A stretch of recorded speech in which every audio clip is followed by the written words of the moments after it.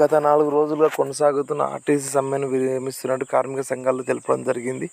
అయితే నిన్న జరిగిన చర్చల్లో ప్రభుత్వం ఆ డిమాండ్లన్నిటికీ ఓకే చెప్పిందని, ప్రభుత్వం ముందు ఆర్టీసీ వాళ్ళు 31 డిమాండ్లను పెట్టడం జరిగింది. అందులో 20 డిమాండ్లు నెరవేర్చదగినాయని, మిగతా 3 డిమాండ్లు ఆర్థికపరమైన విషయాలు అన్నట్టు ప్రభుత్వం తాత్సారం జరిగింది.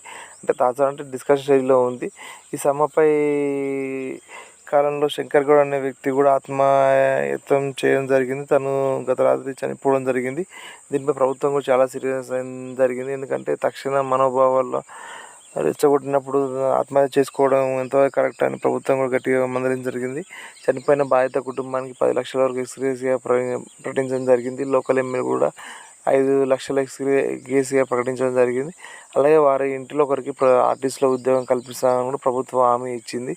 అయితే ఈ ప్రభుత్వం నుంచి డిమాండ్లో ముఖ్యమైన డిమాండ్లు ఆర్టీసీ యొక్క ఎంప్లాయీస్ యొక్క ఫిట్మెంట్ మరియు బకాయి అంటే యజమానానికి బాకీ పడ్డ బకాయిలు మరియు అలాగే ఆర్టీసీ యూనియన్ ఎలక్షన్ల గురించి కూడా చర్చించడం జరిగింది. దీనికి ప్రభుత్వం సానుకూలంగా స్పందించి ఫిట్మెంట్లో దాదాపు 11% వరకు ఫిట్మెంట్ ఇస్తామని ప్రభుత్వం చెప్పడం జరిగింది. మొదట కార్మికులు 30% ఫిట్మెంట్ అడిగారు, కానీ 11% వరకు ఫైనల్ అయినట్టు తెలుస్తుంది.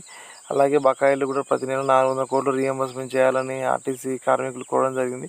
దీనిపై కూడా ప్రభుత్వం సానుకూలంగా స్పందించినట్టు తెలుస్తుంది. అలాగే ఎన్నికలు గత టీఆర్ఎస్ ప్రభుత్వంలో ఆర్టీసీ సమ్మెకి వెళ్ళినప్పుడు దాదాపు 43 రోజుల వరకు సమ్మె వెళ్ళింది. అప్పుడు కార్మిక సంఘాలను కూడా రద్దు చేయడం జరిగింది. అయితే ఇప్పుడు ప్రభుత్వము కార్మిక సంఘాల ఎలక్షన్స్ గుర్తింపు ట్రేడ్ యూనియన్ల ఎలక్షన్ నిర్వహించుకోవాలని కూడా వారు చెప్పడం జరిగింది.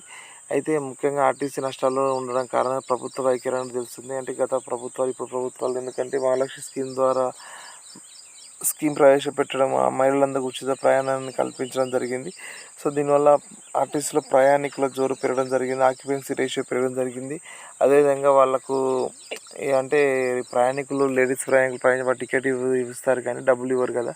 ఆ డబ్బులు ప్రతి నెల గవర్నమెంట్ వాళ్ళకి రియంబర్స్మెంట్ చేస్తేనే వాళ్ళకి శాలరీస్ జీతాలు ఇవ్వడం జరుగుతుంది. కాబట్టి దీనిపై ప్రభుత్వం సానుకూలంగా స్పందించి అన్ని అంటే తిరిగి పేమెంట్ తొందరగా చేస్తారని ప్రభుత్వం హామీ ఇవ్వడం జరిగింది.